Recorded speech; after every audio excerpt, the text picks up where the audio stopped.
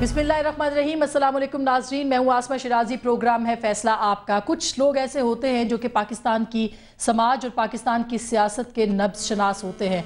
इस वक्त पाकिस्तान की सियासत जिस धारे से गुजर रही है, जो तब्दीलियाँ रूनुमा हो रही हैं और हर लम्हा तब्दीलियाँ हो रही हैं, उससे कुछ भी प्रिडिक्ट करना मेरा ख्याल है कि कबल अज़ वक्त भी होता है और मुश्किल भी बहुत होता है, मुहाल भी बहुत होता है।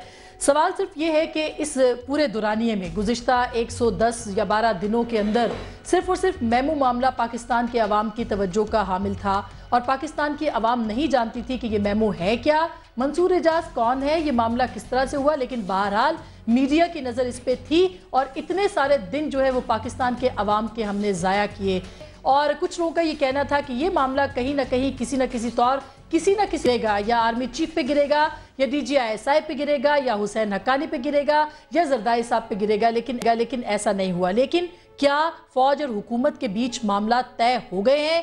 क्या कोई डील हो गई है? और क्या हम इस पे भी बात करेंगे कि सियासत की जो बसात है उसमें नई चालें, पुराने मोहरे खेल रहे, अगली चाल क्या हो सकती है? आम इंतखाबात की नवीद है, नए इंतखाबात होने वाले हैं। क्या ये इंतखाबात सदर जरदारी ही कराएंगे या इसके हवाले से कोई और एजेंडा भी, कोई और प्रोपेगेंडा भी शुरू हो सकता है? परवेज़ मुशर्रफ पाकिस्तान क्यों ना आए?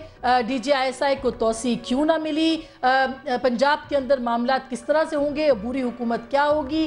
क्या ढांचा बनाया जाएगा? ये वो सारे मामलात हैं आज हम बात करेंगे। और पाकिस्तान में जनाब शेख रशीद अहमद से बेहतर कोई पाकिस्तान की सियासत का नब्ज़ शनास नहीं है। बहुत से लोगों को इससे इख्तलाफ हो सकता है, लेकिन बहरहाल शेख साहब के पास खबर बहुत है और बाज़ हल्के तो कहते हैं कि वहाँ की खबर है जहाँ बहुत कम लोगों को सुनवाई होती है। शेख साहब अस्सलाम वालेकुम और शुक्रिया तशरीफ़ आवरी का। ये बताइएगा कि मेमू मामला क्या वाकई ख़त्म हो गया? और आपके फेवरेट हुसैन हक्कानी साहब, उनके खिलाफ बड़ी एनर्जीज़ भी इस्तेमाल हुई, खुद आपकी भी, लेकिन वो तो चले गए। देखिए जी, every day is not a Sunday. So वो जहाँ से आए थे वहाँ चले गए, उनका किरदार यही था। और अगर कुछ मामला तय पाए हैं, अंडर द टेबल तय पाए हैं, या कोई गिव एंड टेक हुई है, मुझे तो उसका मालूम नहीं है।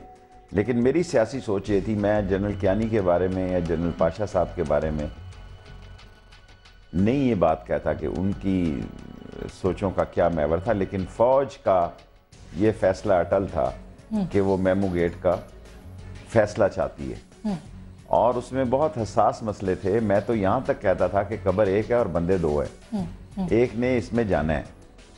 और जब आसिफ जरदारी साहब दुबई गए तो मेरा ख्याल उनका वेल प्लान, आप उनको फुल मार्क्स दें, उन्होंने वेल प्लान स्ट्रेटजी बनाई हुई थी। वहाँ उन्होंने देखा कि हालात यहाँ बहुत ख़राब हो गए हैं, तो वो यहाँ से दुबई चले गए। और दुबई बैठकर जब उन्होंने देखा कि नहीं ये हालात उनके कंट्रोल में है, देन ही कम्स बैक। और उसकी बुनियादी रीज़न ये है कि इस मुल्क में कोई अपोजिशन नहीं है, फ्रॉड है, सब झूठे हैं। अच्छा, आपका ख्याल है कि मुकमुका हुआ है? जो चौधरी निसार ने भी कहा कि इदारों के बीच मुहाजराई भी नहीं होनी चाहिए, मुकमुका भी नहीं होना चाहिए। एक दफ़ा सुनना लें कि चौधरी निसार ने क्या कहा और उसके बाद उस पर बात भी करते हैं। जी जरा चलाइएगा चौधरी साहब की स्टेटमेंट। हम ये समझते हैं कि इदारों में मुहाजराई नहीं होनी चाहिए, इदारों में कन्फ्रंटेशन नहीं होनी चाहिए, मगर इदारों में मुकमुका भी नहीं होना चाहिए। तो शेख साहब, ये मुकमुका किसके बीच? आपने कहा कि मुझे नहीं पता जनरल कियानी का और मुझे नहीं पता किसी और का, मुझे तो सिर्फ ये पता है कि फौज चाहती थी कि इस मामले का कोई ना कोई रुख होना चाहिए। फौज से मुराद? देखें, फौज एक बहुत बड़ी फौज है, उसको कमान जरूर कर रहे हैं जनाब जनरल कियानी साहब, लेकिन ऑब्वियसली ये फौज कोई रॉयल जॉर्डोनियन आर्मी नहीं है। दिस आर्मी इज ए इस्लामी जमहूरियत पाकिस्तान आर्म फोर्सेस। और इसमें टीचर का बेटा भी है, इसमें दुकानदार का बेटा भी है। और अगर आप काकूल में जाके अब देखें, जब मैं गॉर्डन कॉलेज में था, यूनियन में था, तो बड़े रॉयल लड़के जाया करते थे कि son of the general, son of the brigadier, है जी, जिनकी नस्ल दर नस्ल फौज में थी। अब आप जाके देखें कामुगाचे, हैडबलो की, यानी मेरा मतलब पूरी ये नेशनल आर्मी की। और उनकी सोचों में मौजूदा हालात जो हैं वो इस नहज पर थे। और ये मेरी ज़ाती राय है, ये टोटली गलत भी हो सकती है कि फौज का इमेज इन दिनों में बहुत नीचे गया है और फौज ये महसूस कर रही है कि भाई हर तरफ से उनको रगेदा जा रहा है, उनको घसीटा जा रहा है। पहले मैं तकरीर कर दूं जनाब ऑन माई फुट, कल मैं कह दूं कि कोई लड़ाई नहीं है, या वो बेवकूफ़ हैं या ये बेवकूफ़ हैं। दोनों में एक ज़रूर बेवकूफ़ है, या वो साहिब अकल नहीं है, या उनका चैम्बर खाली हो चुका हुआ है, या इनका चैम्बर जो है किराए पे गया हुआ है। अब क्या हुआ जब हुसैन हक्कानी चले गए, कोर्ट ने टाइम दे दिया, तो फिर तो चैम्बर किसका खाली हुआ आपके ख्याल में? देखिए, मैं ये समझता हूँ कि एक दरमियानी रास्ता सारे हालात को देखकर मुमकिन है उन्होंने बनाया गया हो, क्योंकि इस वक्त फौज को किसी पार्टी की सपोर्ट हासिल नहीं है। बदनसीबी समझें, अपनी फौज अपने मुल्क में मीडिया से लेके मेरी जैसी छोटी पार्टी जो हमेशा फौज के लिए बड़े अच्छे जज्बात रखती है और रखती अब भी रखती है, और फौज भी आपके लिए अच्छे जज्बात जी बहुत रखने चाहिए उसे एटलीस्ट, क्योंकि उनका अपना जो मामला इतना ख़राब है ISPR का कि उसे भी ठीक करने की ज़रूरत है। कि यहाँ ऊपर नीचे जो वाक़यात हुए, जिस तरह एक बहुत बड़ी तूफ़ानी सूरत हाल से फ़ौज अंडर अटैक आई, क्योंकि अब मीडिया एक पावरफुल वेपन है। आज गन और तोप और जहाज़ के से ज़्यादा ख़तरनाक, F-16 से ज़्यादा ख़तरनाक या असरअंदाज वो मीडिया है। जब मीडिया इतने बड़े तूफ़ान गुजारता है तो अल्टीमेटली इस कहने में कोई शक नहीं होना चाहिए कि देखें, मुद्दई जो मैं कहता हूँ वो मुल्क से बाहर चले गए। बेशक केस जीतते या हारते, अव्वल तो मैंने पहले दिन कहा था कि नवाज शरीफ साहब को ये केस नहीं लड़ना चाहिए। हर काम जो होता है उसमें टार्जन बनने की ज़रूरत नहीं होती है। ये इसाक डार या चौधरी निसार या ABCD उनके सेकंड ग्रेड की लीडरशिप लड़ती। आपके ख्याल में क्यों गए मियां साहब? मुझे ना मियां साहब से राब्ता है, ऑनेस्ट टू गॉड, ना उनके किसी बंदे से मेरा राब्ता है। लेकिन जब वो पेश हुए उसी दिन मैंने रात को ये कमेंट्स दिए कि अगर इसका फैसला उलट पुलट हो गया तो सारा मलबा, देखें जो फैसला भी होता उनको यहाँ छाती पे फेस करना चाहिए था। वैसे तो वो बड़े अरसे से फ्रंट फुट से खेल रहे हैं, लेकिन उनकी बॉडी लैंग्वेज जो है, उनका पॉलिटिकल रिएक्शन जो है और उनका आप कहते हैं पॉलिटिकल स्ट्रेटजी, वो रिजल्ट ओरिएंटेड नहीं है। जब कोई क़याम का टाइम आता है तो ये रुकू और सुजूद में चले जाते हैं। और सारी कौम को अगर कोई ये समझ रहा है कि उनकी यादाश्त कमज़ोर है, नो सर, कौम देखती है कि क्रूशल टाइम पे कौन खड़ा होता है। क्या PMLN ने एस्टेब्लिशमेंट की गेम खेली आपके ख्याल में? मुझे नहीं यकीन। देखें, मुझे नहीं पता, मैं आपको सच कह रहा हूँ कि मैं ये समझा था कि देख, नवाज शरीफ साहब आज़ाद कश्मीर में जाके उन्होंने पाक फ़ौज को कश्मीर के इलाके को सिलेक्ट किया क्रिटिसाइज करने के लिए, जो फ़ौज के लिए बड़ा हसास इलाका है। वो कहते हैं कि यहाँ सियालकोट कर लो, सॉरी अटक हमें कर लो, हमारे साथ जो कुछ करना है, चकवाल कर लो, जेलम कर लो। देखिए, हर एक की अपनी टेरिटरी है। फौज इस बात को बड़ी सेंसिटिवली लेती है कि अगर इंडिया की तरफ मुंह करके कश्मीर के बॉर्डर में आप अपनी फौज को निशाना बनाते हो और फिर वो महसूस करते हैं कि भाई आप कहते हो कि यार इंडिया के साथ हमारे वीज़े भी ख़त्म हो जाएं, हमारा ट्रेड भी जारी हो जाए, हम देखें ये तय कर लिए इन्होंने कि मोस्ट फेवरेट कंट्री बनाना है, लेकिन जुर्रत नहीं है। और जुर्रत नहीं का आलम यह है कि आज कौम जो दिव्यात और बीमारियों से, यानी पाकिस्तान ऐसा मुल्क है जहां लोग बीमारी से नहीं मर रहे, दवाई से मर रहे हैं। जहां लोग जो है वो गोली से मर जाना कोई बड़ी खबर नहीं है, डींगे से मरना बड़ी खबर है यहाँ है जी। यहाँ गोली से, जिस दिन सुबह उठो कराची से, बेचारे बदनसीबी हमारे मुल्क की कि लोगों को अकीदे की बुनियाद पर मारा जा रहा है।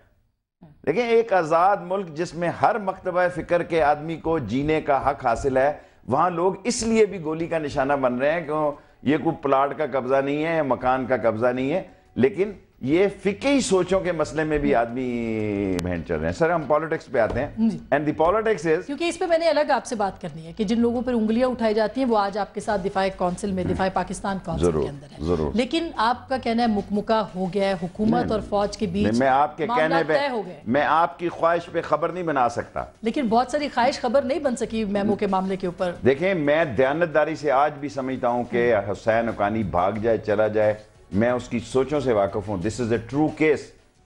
जनरल कियानी साहब पीछे हो जाएं, जनरल पाशा साहब पीछे हो जाएं, जुडिशरी पीछे हो जाए, मैंने खुदा को जान देनी है as a Sheikh Rashid. This is, वरना कोई जरूरत नहीं थी उससे इस्तीफा लेने की, जरूरत नहीं थी मलक रहमान साहब को ये कहने की आएगा तो तुम देंगे, आएगा तो जनाब ECL में डाल देंगे।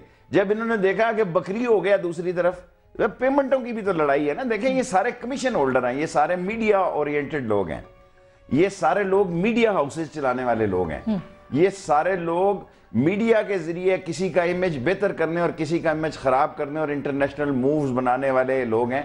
ये पकड़े जा रहे थे और इसमें क्या झगड़ा हुआ, कैसे नहीं हुआ, ये वाजे होने जा रहा था।